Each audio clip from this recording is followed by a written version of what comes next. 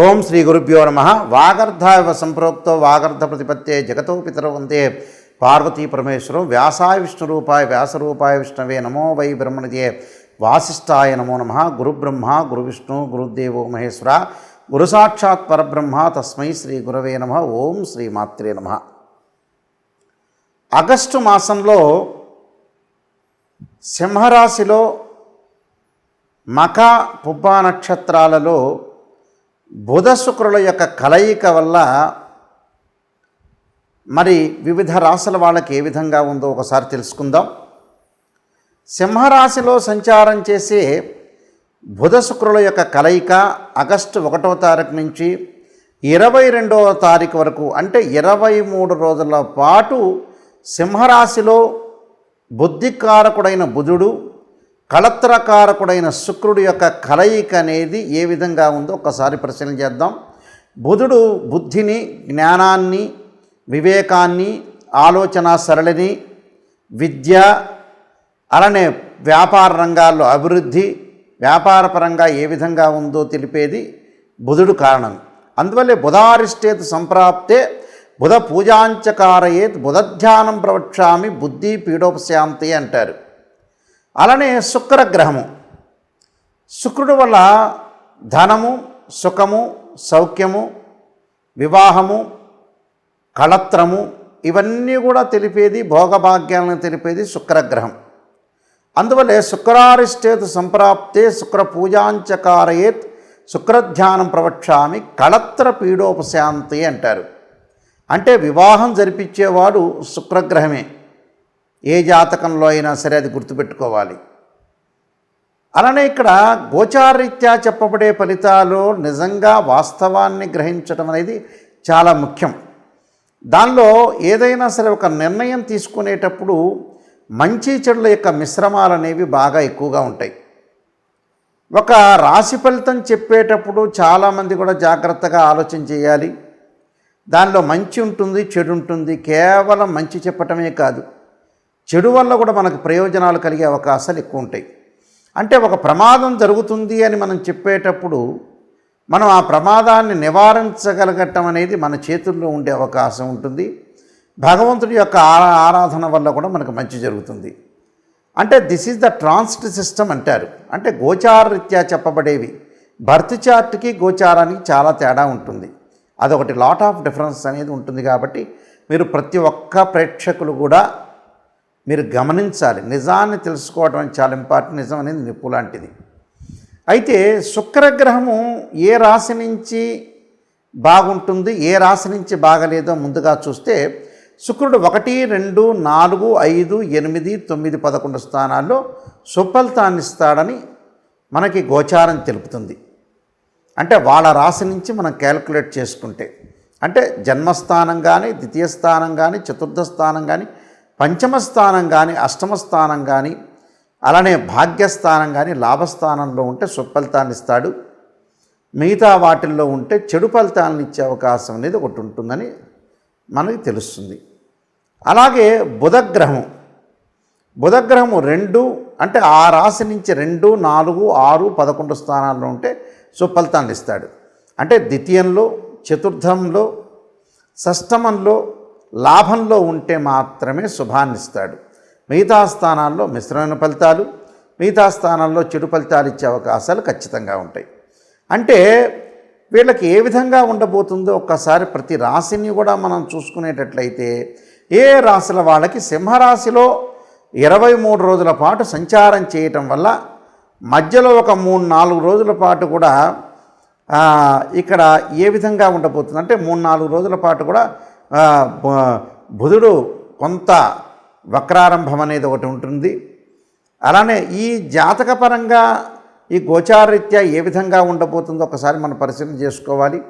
చేసుకుంటే ప్రతి రాశి యొక్క విషయాన్ని మనం కూలంకషంగా తెలుసుకున్నట్టుగా అవుతాం. కాబట్టి ఇవన్నీ కూడా మనం తెలుసుకొని ముందుకు వెళ్తే దాని యొక్క పరిహారాలు చేసుకొని మనం ముందుకు వెళ్ళామనుకోండి మీకు మంచి జరిగే అవకాశం అనేది ఖచ్చితంగా ఉంటుంది. మేషరాశి వాళ్ళకి ఈ బుధ శుక్రుల యొక్క కలయిక వల్ల పంచమ స్థానంలో బుధుడి వల్ల కొంత పైత్య సంబంధమైన వ్యాధుల విషయంలో కానీ అలానే వీళ్ళకి ఆదాయపరంగా అనుకూలంగా ఉండటం, ధనప్రాప్తి కలిగే అవకాశం, ఆకస్మికంగా లాభాలు, ఆదాయ మార్గాలు అనేవి కొంత అన్వేషణ జరగటం ఒకటి. అలానే వీళ్ళకి అకారణంగా కొన్ని కలహాలు సంభవిస్తూ ఉంటాయి, కొన్ని కలహాలు పెట్టుకోకుండా ఉండటం మంచిది.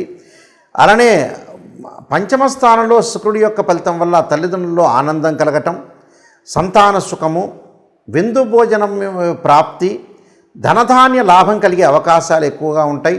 ఆదాయం బాగా పెరుగుతుంది. ఉద్యోగంలో ప్రమోషన్లు, వ్యాపారంలో లాభాలు కలిగే అవకాశాలు ఎక్కువ ఉంటాయి. ఆకస్మికంగా లాభాలు, ఆకస్మికంగా ప్రయాణాలు జరిగే అవకాశం ఉండటం, అనుకున్న పనులన్నీ కూడా పూర్తి చేసే అవకాశాలు, కీర్తి ప్రతిష్టలు బాగా పెరగటం, ధనాదాయం బాగా పెరగటం, సంతృప్తి, కుటుంబంలో సుఖం ఉండటం, భార్యాభర్తల మధ్యలో అనురాగం కలిగే అవకాశాలు, మనోనిబ్బరము, దుష్టులతోటి కొంత ఆదరణ కలహం, అంటే దుష్టులతోటి కొంత జాగ్రత్తగా ఉండాలి. అంటే శత్రువుల్ని కొంత దూరం చేసుకోవటం అనేది చాలా మంచిది. దాంతోపాటు ప్రమాదాలు, అంటే వాహనాల మీద వెళ్ళేటప్పుడు కొన్ని ప్రమాదాలు జరిగే అవకాశాలు ఉంటాయి కాబట్టి ప్రమాదాలను తట్టుకొని నిలబడాలి.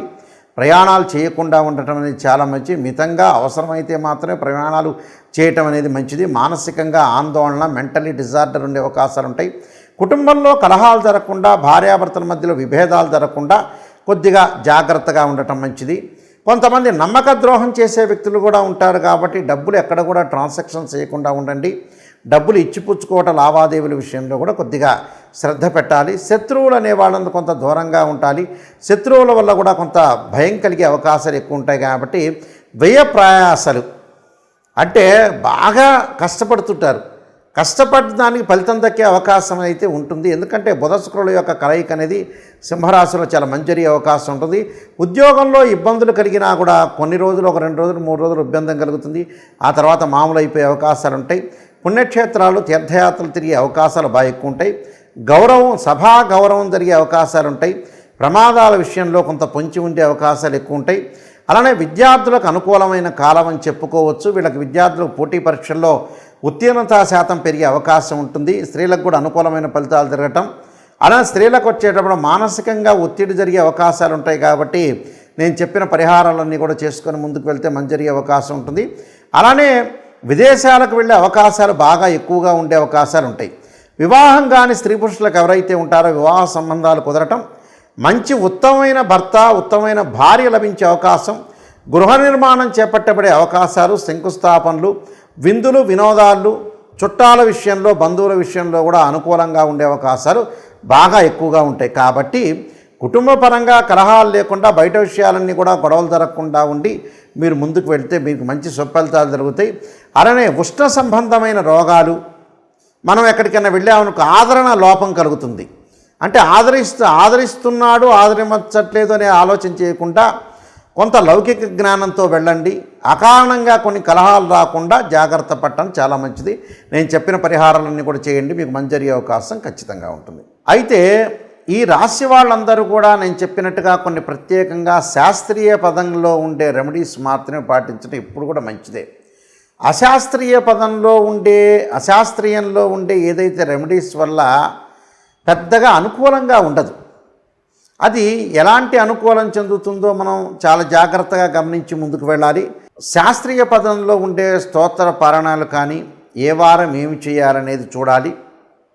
ఈ రాశి వాళ్ళందరూ కూడా నేను చెప్పినట్టుగా మనకి 23 రోజుల పాటు బుధ శుక్రుల యొక్క కలయిక వల్ల మనం మంచి జరగాలని ఆశించాలి. చెడు ఫలితాలను నివారించడానికి స్తోత్ర పారాయణ చేయాలి. అంటే కనీసం మనం ఒకరోజు ఒక 10 నిమిషాలు భగవంతుడికి కేటాయించాలి. ప్రతిరోజు కూడా మన ఆఫీస్కి వెళ్ళేటప్పుడు కానీ, ఒక వ్యాపారం చేసేటప్పుడు కానీ, అందరూ కూడా ఒక రాజకీయ నాయకులే కాదు, సినిమా యాక్టర్సే కాదు, చిరు వ్యాపారులు ఉండొచ్చు, పెద్ద పారిశ్రామికవేత్తలు ఉండొచ్చు, గవర్నమెంట్ ఎంప్లాయీలు ఆరు ప్రైవేట్ సెక్టార్లో ఉండే ఎంప్లాయీస్ ఉండొచ్చు. అది ఏ విధంగా చేయాలి? ప్రతిరోజు కూడా మనం చెప్పినట్టుగా అంటే 23 రోజుల కాలంలో సోమవారం రోజున ప్రత్యేకంగా ఆదిశంకరాచార్య విరచితమైన శ్రీ కనకధారా స్తోత్ర పారాయణం చేయాలి. రెండవ సోమవారం అంటే ఆగస్టులోనే 2వ సోమవారం రోజున ఓం నమఃశివాయ పంచాక్షరి 21 సార్లు కానీ, 27 కానీ, 54 కానీ, 108 సార్లు కానీ చేయటం. ఇంకొక సోమవారం వచ్చే రుద్రగాయత్రి మంత్రాన్ని తత్పురుషాయ విద్యే మహాదేవాయ ధీమహి తన్నో రుద్ర ప్రచోదయాత్ అనే మంత్రాన్ని, అలానే శివకవచ స్తోత్ర పారాయణం చేయటం చాలా మంచిది. తదుపరి మంగళవారం రోజున కార్తవీర్యార్జునుడి యొక్క మంత్రము, అలానే శ్రీ ప్రజ్ఞా వివర్ధన కార్తికేయ స్తోత్ర పారాయణం చేయాలి. అంటే శ్రీ ప్రజ్ఞా వివర్ధన అంటే కార్తికేయ స్తోత్ర పారాయణం చేయటం మంచిది మంగళవారం పూట. అది ఉదయం చేయొచ్చు, మీకు కుదరకపోతే సాయంత్రం కాలం స్నానం చేసి ప్రదోష కాలంలో కూడా చేయొచ్చు. అలానే బుధవారం రోజున శ్రీ గణేష ద్వాదశనామ స్తోత్ర పారాయణం చేయొచ్చు. అలానే గణపతిని ఆరాధన చేయటం అనేది మంచిది.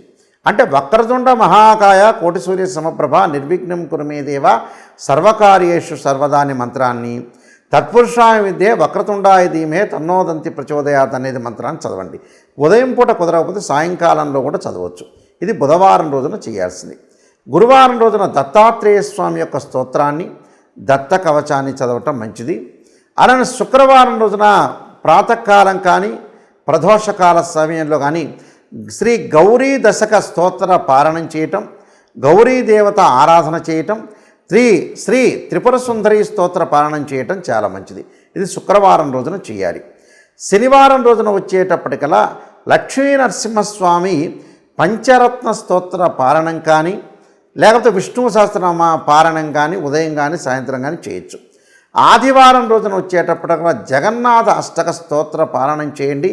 అంటే ప్రతి వారం రోజున కూడా ప్రతిరోజు కూడా ఒక వారంలో సోమవారం ఒకటి, మంగళవారం ఒకటి, బుధవారం ఒకటి, గురువారం ఒకటి, శుక్రవారం, శనివారం, ఆదివారం ప్రతిరోజు కూడా ఒక స్తోత్ర పారాయణం అనేది చేయటం వల్ల మనకి 23 రోజుల కాలంలో చెడు ఫలితాలన్నీ కూడా తగ్గి మంచి ఫలితాలు వచ్చే అవకాశం ఖచ్చితంగా ఉంటుంది. కాబట్టి అది ప్రాతకాలం కానీ సాయంకాలం కానీ చేయొచ్చు.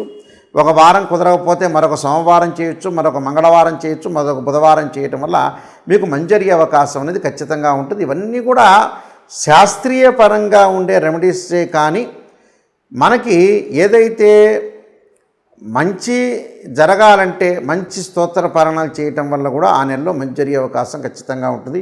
ఈ నియమాలన్నీ కూడా పాటించి మీరు ముందుకు వెళ్ళండి. మీకు మంచి జరిగే అవకాశం తప్పకుండా ఉండాలని ఆశిస్తూ సర్వే జనా సుఖినో భవంతు.